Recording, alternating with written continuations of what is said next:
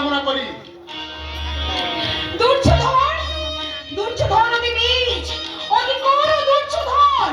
না না, দুর্যোধন যদি ওই ধনুক নির্বাচনে মহৎ হয়, তাহলে কি দুর্যোধনের গলায় আমাকে মল্ল দিতে হবে সখী?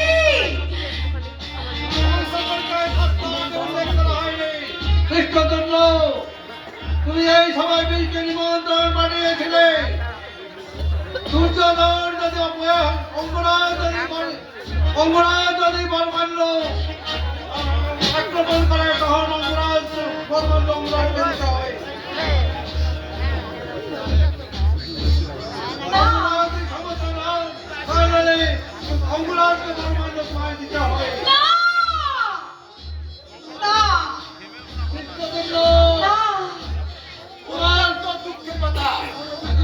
রাজা দুর্যোধন লক্ষ্য ভেদ করতে পারেনি।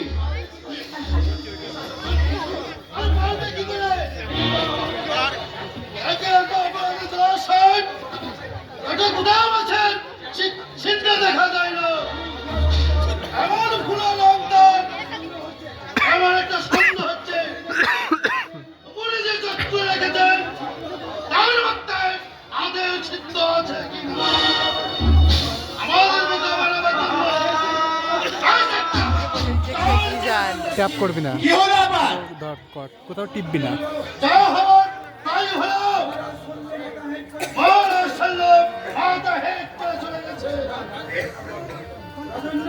রাজন্যবর্গ, আপনারা বিশ্বাস করুন, এই লক্ষ্যভেদের আয়োজনের আমার কোনো প্রতারণা নেই। কিন্তু কে আছেন মহারথী মহাবীর, আপনারা লক্ষ্যভেদের জন্য অগ্রসর হন।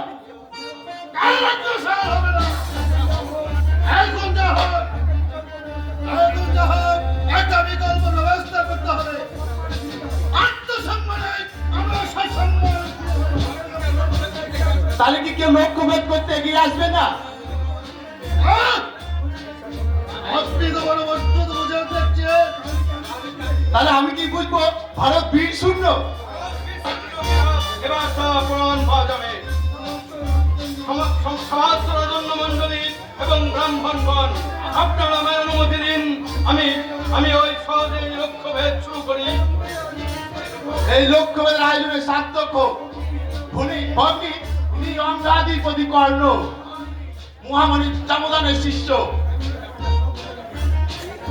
এখনই ব্যাপারটা সবই বোঝা যাবে। অঙ্গরাজ, আপনি অগ্রসর হন। দাঁড়াও দাদা, দাঁড়াও। তোমার ভগিনী যার গলায় বরমাল্য দান করবে, তার বংশ পরিচয়টা একবার তোমার জানা দরকার। ওনাকে বলো এই ভরা স্বয়ংবর সবার মাঝখানে উনি যেন ওনার বংশ পরিচয়টা দেয়। আমার বংশ পরিচয় কারো অবিদিত নয়, তবু আপনার ভগ্নের ইচ্ছায় আমি আবার আমার বংশ পরিচয় দিচ্ছি। রথের সারথি অধিরথ আমার পিতা, আর শুধু বংশীয় অধিরথের ছবি তোল কয়েকটা। রাধা আমার মা। না, একটা নিচু জাত সুৎকুলের বংশের ছেলেকে আমি কখনো বড়